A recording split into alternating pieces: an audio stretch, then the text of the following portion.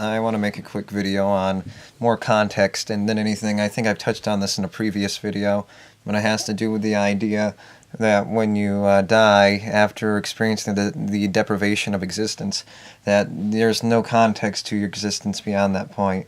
There's no existence for you to exist, and your existence, the non-existence that exists is only your non-existence, your non-existence of a sentient being that's existing. So there's no necessarily non-existence, there's only you not being aware of existence because you no longer have a functioning neurology.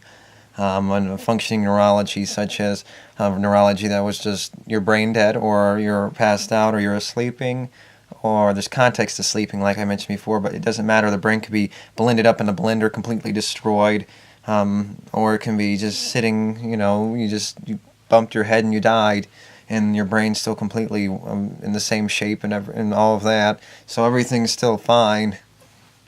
But it's the context of existence. So once you've played your deprivation game, you've lived through the life. Doesn't matter if you recognize life as being a deprivation game. You experience the deprivation game, and it's you go through the trials and tribulations of life, and it leads you to a certain place. It leads to an end, which leads nowhere. Inevitably, it affects other people around you if there's other people out there to affect, but it eventually leads to nothing. Only leading for a negative game in the trail of tears, which leads to an end, which leads to a dead end. Nowhere. It leads to a wall, a corner of a room, and you go from one side to another. You just keep on going around in circles, crossing paths with each other and going over the same place more than once, leading to a brick wall, leading nowhere because there's nowhere else to go. You go through the trials and tribulations only with negative in the wake, only with negative that you can experience, and then it leads to nowhere. So that's what happens. You go through the negative of life, then you die. The thing with death is when you die, you're not experiencing any pain. That's obviously the good thing. You've reached the zero sum, something that you were zero sum before you existed, and it leads to the zero sum after you've existed. But all the things that happen between the zero sum of existence happening and then the zero sum once existence is left is a whole bunch of negative that still matters because it still happened. And why would it happen when you shouldn't need it to begin with? Why would you have the negative when you didn't need the negative to begin with? Sort of like the sandwich idea I was mentioning before, which is beginning, end, deprivation, positive, try to keep it as little as possible. I mean, the sandwich idea about two sides works in almost every circumstance when it comes to describing this kind of philosophy. So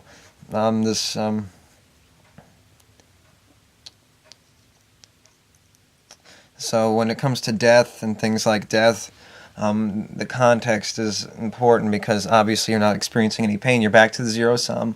It still mattered what happened beforehand, even though you no longer have the context. There's no longer you experiencing it or having memories of it, leading to different outcomes and leading to different things.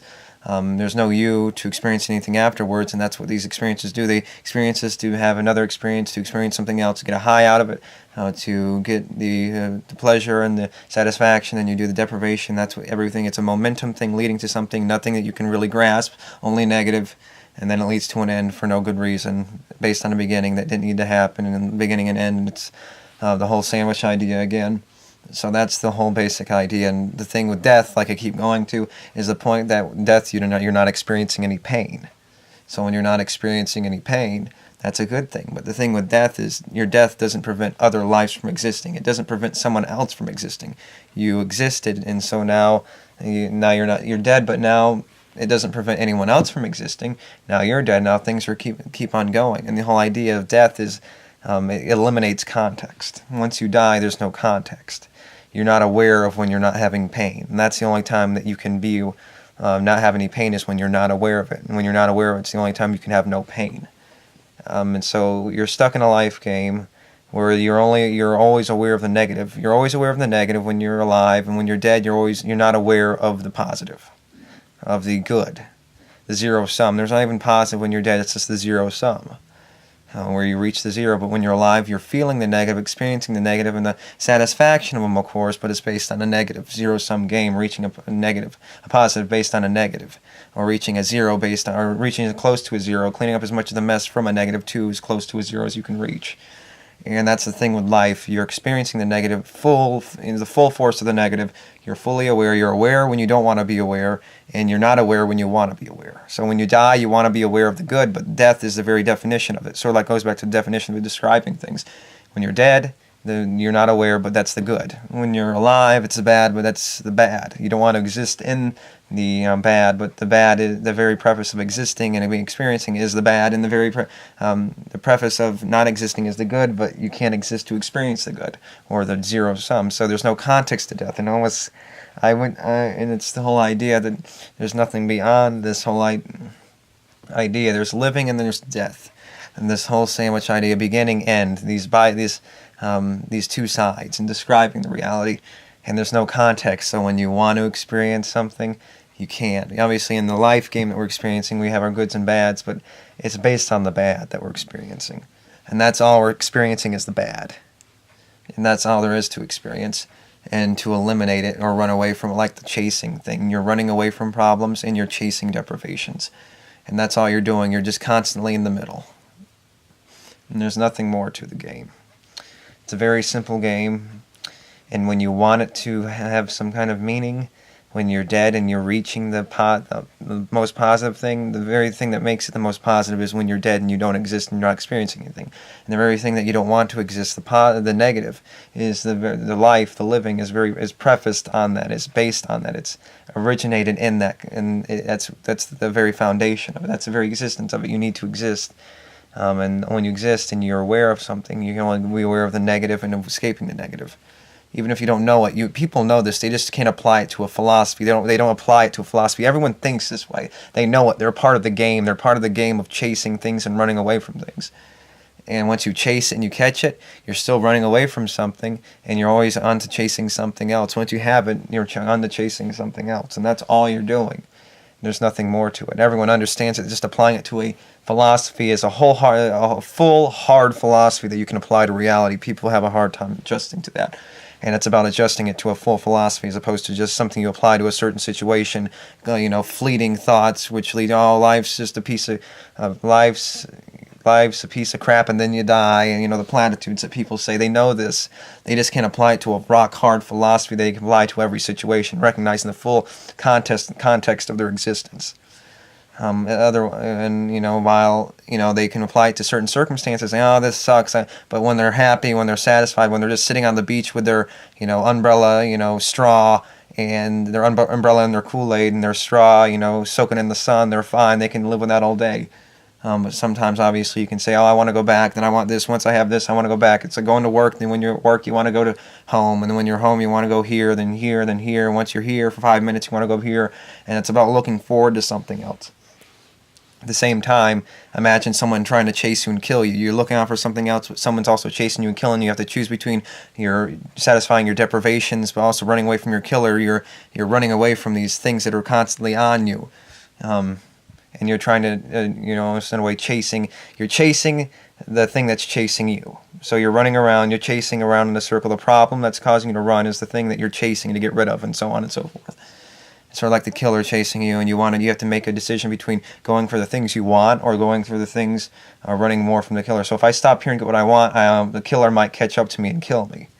So it's about, factoring in all these things and considering all these things and how things work, and it's chasing your own tail pretty much, and that's basically all it is. Chasing your own... it's like doing a flip constantly. That's all you're doing, running in the hamster wheel. That's all you're doing is constantly running in a circle. Just applying it to different analogies and situations. So there's nothing more to this life game than the same old thing over and over again. And the context thing is once when you want to be aware, the thing that makes it worth being aware of doesn't exist because the very idea of it doesn't exist because you can't be aware. And it almost begs the question: is there something after this? There's no context to it, so who's to say I won't? Obviously, it doesn't mean it. Obviously, it's just the idea rolling through my head. Once I'm dead, it doesn't matter. It's just I'm dead. But from my point of view, when it matters to me, when I'm experiencing something, I try to make the most of it. When you're experiencing these kinds of intrusive kind of thoughts, when you look above things and you become more enlightened, you look. Or if you're more enlightened to come to conclusions like this, you shouldn't waste your time coming to these conclusions. But this is the very thing that makes life worth living: is coming to these conclusions, coming to some kind of conclusion, enlightened conclusion, and these conclusions are only dead ends causing more problems that can't be solved other than the zero sum. Recognizing the game that can't be solved is the solution, and it's the conclusion you're going to come to. But, you know, it comes down to this: why can't people separate their philosophy from their psychology? You can still recognize this, but still living fully indulged, so, you know, fantasy life. Sort of like cutting the strings and letting them go wherever they want. So yes, you can still indulge. It's just recognizing the truth can be a little detrimental to your psychological well-being when you recognize this.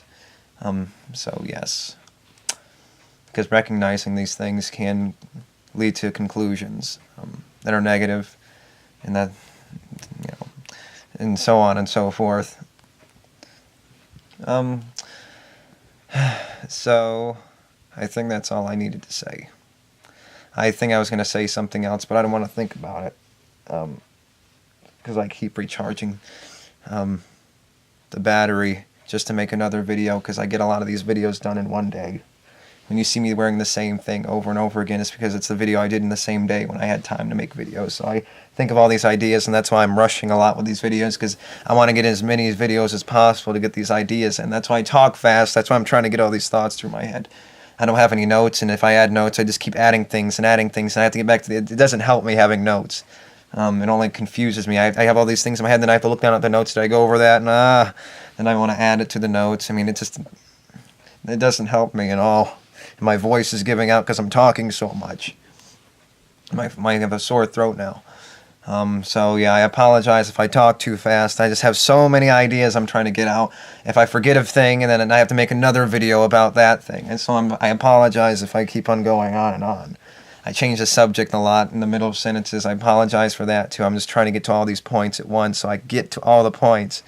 I can only do so much and remember so many things. Otherwise, if I forget something, I didn't mention this, I have to make another video, and it just keeps adding on and on. Then I branch off of that one.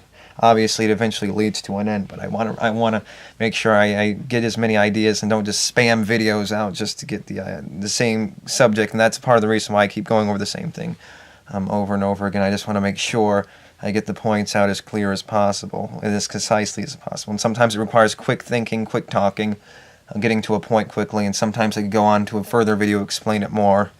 But if I want to get all the points out in a video, I have to make sure that it's concise and I get them out fast, and I make all these connections, the connections I want to make to previous topics I've talked about. So that's why I'm trying my best to be talking fast, but also be concise as well. So I apologize if I'm trying, even just explaining the very explanation of what I'm doing, I have to go fast and describing that. So I apologize for that as well. So I'm trying my best to get this across as good as possible and easily as possible. So I apologize. I'm dealing with a lot of different things I'm trying to remember and deal with. So yeah, it's hard sometimes. So yes.